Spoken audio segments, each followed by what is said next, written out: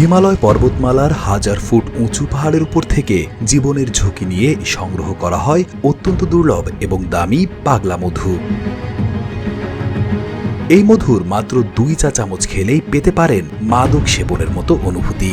নির্দিষ্ট মাত্রার বেশি খেয়ে ফেললে মাতাল হয়ে রাস্তায় বেরিয়ে পড়তে পারেন, আবার জ্ঞানও হারিয়ে ফেলতে পারেন আপনি। মাত্র 1 কেজি মধুর মূল্য বাংলাদেশি টাকায় প্রায় $2.5 লক্ষ টাকা বা এরও বেশি হয়ে থাকে। কিন্তু এই মধুর দাম কেন এতটা বেশি? হিমালয় কন্যা নেপালের দুর্গম পাহাড়ের হাজার ফুট উঁচুতে চড়ে অন্নপূর্ণা পর্বতশ্রেণীর পাদদেশে বসবাসকারী কুলুং উপজাতির লোকেরা সংগ্রহ করে হিমালয়ের রহস্যময় পাগলা মধু।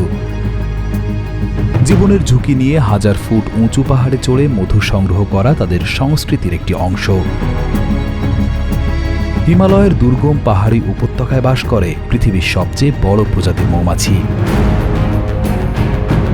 এক এক ঋতুতে এক এক রকম মধু সংগ্রহ করে এসব মৌমাছি। শুধু বসন্তকালে রডোডেড্রন নামের এক গাছের ফুল থেকে মধু সংগ্রহ করে এই মৌমাছি। এর মধুতে গায়ানোটক্সিন নামক যৌগ থাকে। গায়ানোটক্সিন থাকা এই মধু খেলে শুরু হয় হ্যালুসিনেশন। কুলুং উপজাতির লোকেরা দল বেঁধে মধু সংগ্রহ করে বছরে মাত্র 2 বার। প্রায় 30 জনের মতো থাকে এক একটি দলে। মৌমাছিগুলো মধু সংগ্রহ করে উঁচু পাহাড়ের গায়ে মৌচাকে জমা করে। সেখানে যেতে তারা হাতে তৈরি দড়ির মই ব্যবহার করে থাকেন। মৌমাছির বিষাক্ত হুল থেকে বাঁচতে গ্রীষ্মকালেও মোটা সোয়েটার আর ট্রাউজার পরিধান করেন তারা। কেউ কেউ ব্যবহার করেন মশারি। পাশাপাশি লম্বা বাঁশ ব্যবহার করে মৌচাকে ধোঁয়া দেওয়ার ব্যবস্থা করা হয়। তাতেও খুব একটা লাভ হয় না, মৌমাছির হুলের বিষের জ্বালা সহ্য করতেই হয়। প্রায় 3 সেন্টিমিটার দৈর্ঘ্যের এসব মৌমাছি তাদের বিষাক্ত হুল নিয়ে আক্রমণ চালায় মধু সংগ্রাহকদের উপরে। এই অবস্থায় কোনো সাধারণ মানুষের পক্ষে সমুদ্রপৃষ্ঠের হাজার ফুট ওপরে এক হাতে বাঁশ আর দড়ির মই ধরে রাখা প্রায় অসম্ভব হলেও কুলুং উপজাতির লোকেরা অবলীলায় কাজটি করে যায়। বাঁশের সাথে লাগানো ছুরির খোঁচায় মধু ভর্তি মৌচাক এসে পড়ে নিচে ধরে রাখা ঝুড়ির মধ্যে।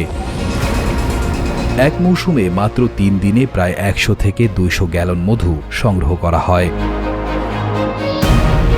এরপর এই মধুকে ছাঁকনি দিয়ে মৌচাক আর মৃত মৌমাছির অবশিষ্টাংশ থেকে আলাদা করা হয়। 3 দিনের কর্মব্যস্ততা শেষে এই মধু নিয়ে যাত্রা শুরু হয় গ্রামের দিকে। পাগলা মধু সংগ্রহকারী কুলুং উপজাতিদের জীবনমান মধু সংগ্রহ করে উন্নত হয়নি। এটি তাদের প্রধান পেশাও নয়, তবে ধর্মীয় বিশ্বাস ও লোকাচার থেকেই তারা এগুলো সংগ্রহ করেন।